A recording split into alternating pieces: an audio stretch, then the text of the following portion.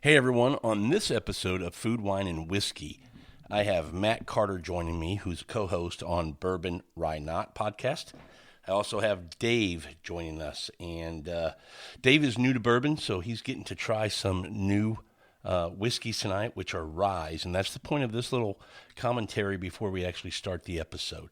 What we're doing here is a blind tasting on some Ryes, and what I did for Carter was I set up 3 really good Ryes for him to try, blind, and then see what he thinks about them and see if he can kind of have some idea of what he's got in the glass. What we have tonight, when you hear us start talking about glass number 1, that's going to be a Thomas Handy, a 2012. When we talk about what's in glass number 2, that's going to be the new Jack Daniel's barrel-proof single-barrel rye. And when you hear us talking about glass number 3, that's going to be the Michter's barrel-strength rye from 2016. So really have some really good ryes in the glass tonight. Fun episode to hear us listen. Fun to hear Carter and his reaction when he finds out what's in the glass. So sit back, enjoy, and check out the episode.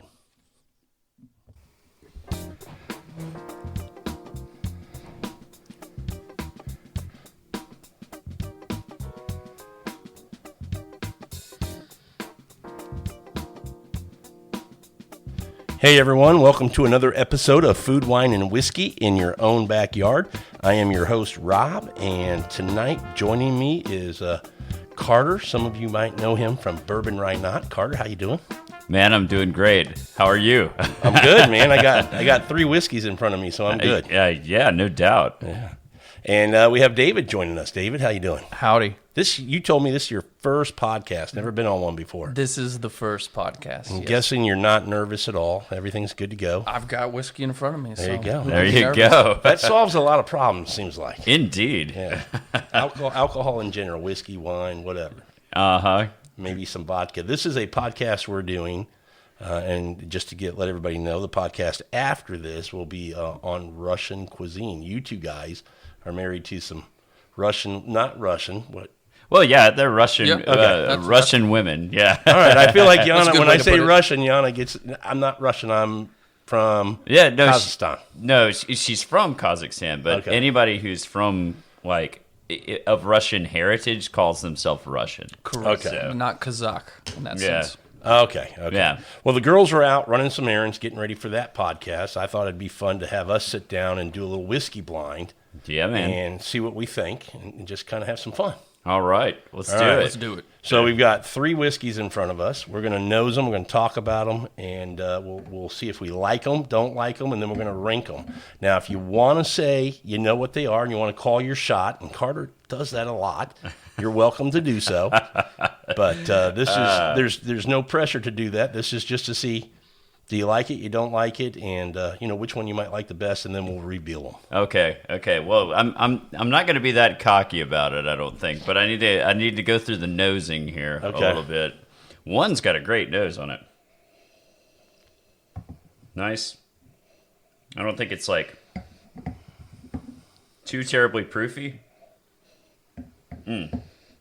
Now, I don't know what order they are, but I know what whiskeys are in your glass. So at some point before we start, at some point I'll let you know what they are once we get to where I feel like it's the right time to kind of let you guys know that. I don't know the If you order. tell me what they are, I still probably could not get this. Couldn't get it? Okay. Okay, so 3 has got a killer nose. It's also very oily, just by the way the legs are on the glass. Great radio. Yeah, isn't that nice? You know? Dead air. Yeah, that's dead air, where just a snipping. That's where editing comes in. That's right. Well, so this one kind of has a bit of a youth note to it. It's more like your traditional kind of bourbon. Smell a little oak on it. Honey. Maybe a little apricot, I think. Maybe. What are you getting, Rob? I'm feeling like I'm getting confused is what I'm getting. I think I need to use the Brandt technique and stick my nose under my underarm a little bit as I go from glass to glass because I'm getting a little Man, these smell similar, and I'm They not smell sure the they. same to I'm me. going to tell you right now, I'm going to call a shot on number 2. That is a Heaven Hill product. Number 2, Yeah, Heaven Hill. I think so. It's a Heaven Hill product. I don't know what it is because I haven't even tasted it yet. Okay.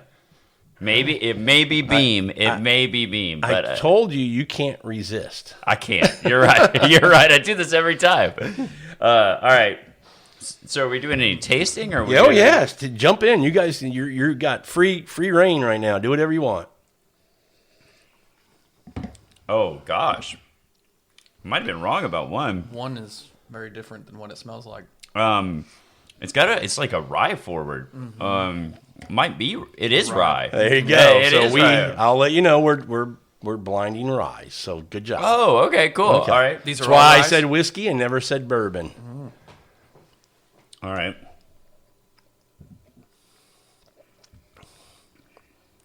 One is good. One is good. Two. Well, let me go back to one. How about the finish on one? Hold on. I'll let you know. I'll let you know if it's decent.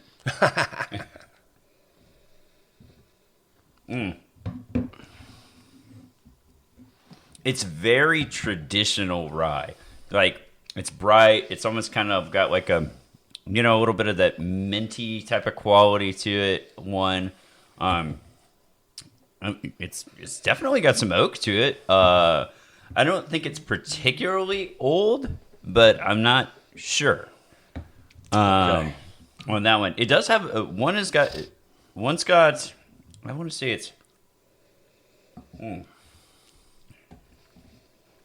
One's got a great finish, but I don't think it's particularly high proof. Really? I don't think so. 2, I think is definitely high proof. Higher proof. It's 100 plus for sure. 3 feels like it's high proof to me. 2's good. I actually think 2 is Pikesville, but I'm not sure. You're stuck on that Heaven Hill. I think that's what it is. But I'm going to go ahead and throw you a curveball. Mm-hmm. There's no Heaven Hill product in here. well, then I was wrong. I'm giving you the opportunity to rethink things. All right, let me rethink. David, what is your experience with drinking bourbon whiskeys? I do not have much experience. Okay. So this is all new. Podcast and blind. So even if you tell me, I could probably get one. 3 is very tasty. I think I know what 2 is. I know what the 3 are, and I'm going to tell you here in just a second. But I think I know what 2 is. 3's got a lot of oak. Almost like a roasted coffee kind of thing going on, too. It's kind of chewy, even like barrel char kind of thing. It's good. Okay. Would you like to know the 3 ryes that are in your glasses? I think so. You want to make any guess before I reveal them to Man. you? I don't know the order, but I know what's in the glass. Well, hold on just a second. You know what? All right, is there a Brown-Forman product in here? Bingo. 2 is a Brown-Forman product. Okay. It's got a hint of a banana, Okay. a note to it. You're on with me, and I know the 3, but that's the one I would say is the Brown-Forman product. Yeah. Okay. I think so too. Now, one's got like a traditional kind of thing. I'm almost wondering if one is like Willett Family Estate Rye or something like that. It's just got a very, very traditional thing going on with it, but I don't know. Ryes are harder to identify for me. 3's good. I like 3. I don't know what the heck it is, but I like it. I think I know the order. Okay. I know what they are, so I'm Okay, just well, trying well, I guess Do tell. All right, here we go. The 3 that you're drinking, trying to figure out which is which or which one you like the best, is the new release from Brown-Forman / Jack Daniels Barrel Proof. Barrel proof rye. Okay. Single barrel proof rye. Okay. And then you have a 2016 Michter's barrel strength rye. Oh. And then you have a 2012 Thomas H. Handy. Oh, you're looking at me, Carter. Okay. That changed things a little bit. All right. Well, I'll just go ahead and I think I know what it is. All right, go ahead. I think number 1 is the Michter's barrel strength. Okay. I think number 2 is the Jack Daniel's barrel proof rye, and I think number 3 is the Thomas H. Handy. That's just 3. Okay, I'm going to tell you, we're the same on 2, but I'm flipping 1 and 3. I think 1 is Thomas H. Handy, 2 is the Jack Daniel's, and 3 is the Michter's. All right. I think at least we're kind of a consensus on 2. Yeah, I think 2's that Jack Daniel's. Yeah. And it's real. All of these are real good. They're really good. You know, I think you made it hard this time because they are like real good. And that's the hard part because it's not like we put a Pikesville, a rare breed, and then a Thomas Handy or a barrel proof or something. Yeah. These are all 3 what I think are, I'd call high end ryes as far as quality. Yeah, they don't They don't all cost the same, but yeah, sure. not but they're not too far apart and cost retail. Not too bad. Yeah, you know. with Handy being the most expensive, around 100 $110, something like that. I think it's 99. I think it's Okay. 100. Yeah. I mean, if you can find it retail. $60 for the Jack Daniel's, which this is a new release that just got put out the end of 2020, and we just kind of lucked into it that day. We were picking up a Weller 12 at Specs. Yeah. And they just happened to put these out, and you said, I'll take one of those. And I was like, I hadn't heard of it at that point. Mm-hmm. Didn't know it was being released.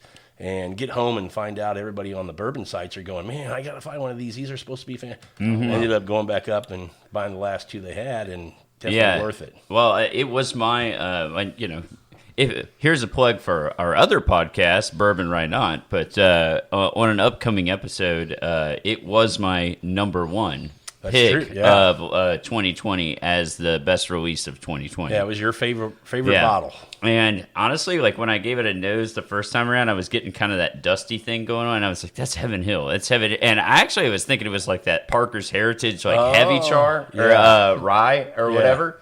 And I guess like the second nosing and I picked up that estery banana thing going on. I'm like, wait a second. All right, here we go. Here we go. So, dude, they're all good. But this is the thing that I always say why blinding is so good, because without knowing the label, you don't just you don't just fall off your seat or go, man, I'm drinking that, and then when you drink, you go, oh, it's so fantastic.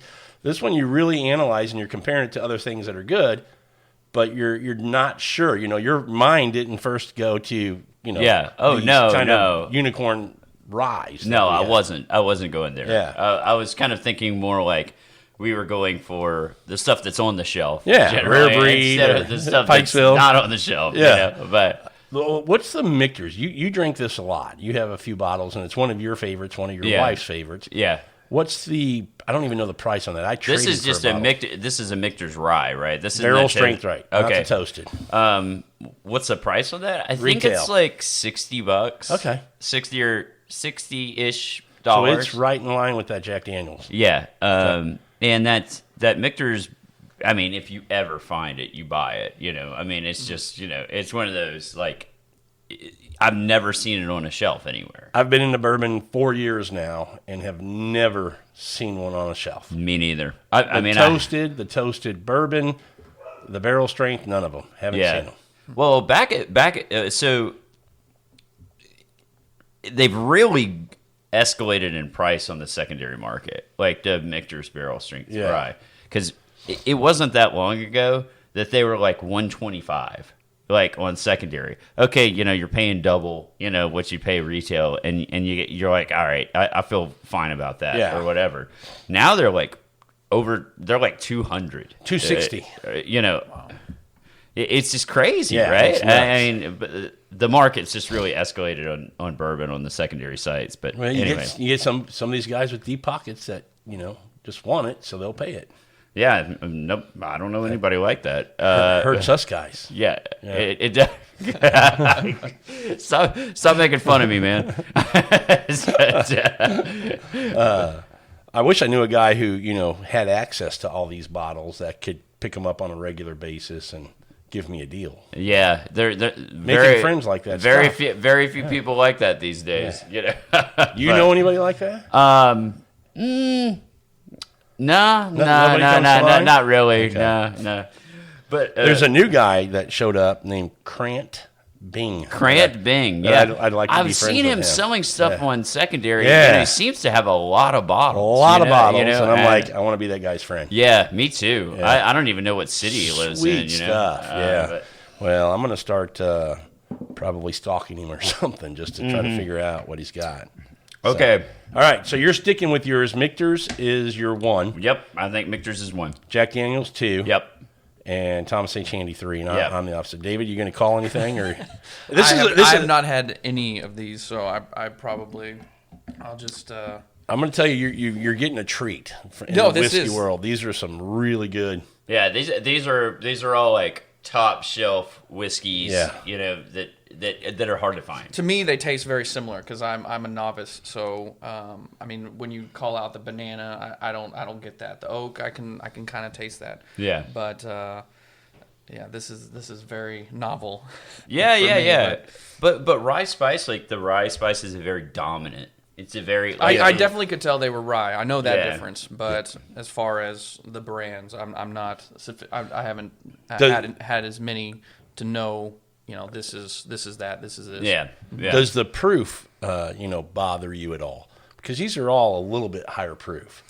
What's the Michter's? 114, I think. Yeah, that's what I thought it was. I thought it was about 115. 114, and then the Jack Daniel's is damn near 130. 132. And then the third one, Handy's 132.3, something like that. Mm-hmm. Yeah. So they're all pretty hot. I could tell that the number 3, I think, was one of the higher ones, higher proof. I'm ranking them in this order, actually. I'm ranking 1, 2, 3. Handy's your least favorite? Oh, no. I'm sorry. Handy being my favorite. 3 being your favorite. 3 being my favorite. 2 being my second favorite, and 1 being my... So if 3's not Handy, you're going to be in for... I mean, it could. Who knows? That's why we do this, right? That's the beauty of doing these blinds, right? Absolutely. And we get surprised all the time, David. Like, we think we know what we're doing. All this kind of stuff. I don't know why you keep saying we. Okay, I think I know what I'm doing. I come in here like cocky. Just. Carter will do this, David. He'll come in and knows all 3. All right, I know what they are. It's kind of become a thing on the podcast for me to make a fool of myself. But yeah, I really like all of these. All right, you guys. They are good. Sandra poured them and wrote them down. You guys ready for the reveal? Yeah, let's do it, man. All right, let's see what they are. Uh-oh. I was right. Handy is 1. What? Jack is 2. Michter's is 3. And the Michter's is the 17? The 16. Well, that would make sense. Yeah. I mean, that is a really, spectacular release. A lot of people who are Handy fans will say they like that better than a lot of Handy releases. Yeah. So, not shocked that you like that one. But we've got 3 amazing. I mean, these are all really good, top notch. What year was the Handy on that? 2012. Oh gosh! Wow. Yeah, that's a good one, huh? All of them were good. It certainly, to me, that Handy did not. It didn't come in as fiery. See, and I thought it did. That's kind of what gave it away to me was. Okay, I'm getting I could tell the Brown Foreman. Yeah. And then the other 2, I'm going, okay, I like them both, but the heat, the fire on that Handy, for me, on my palate, was what really steered me to going, that's got to be the Handy. I loved them both. They're both fantastic, but that's what steered me that way. Man, now that I'm tasting the Jack more, I'm really getting that banana. Good. It is super good.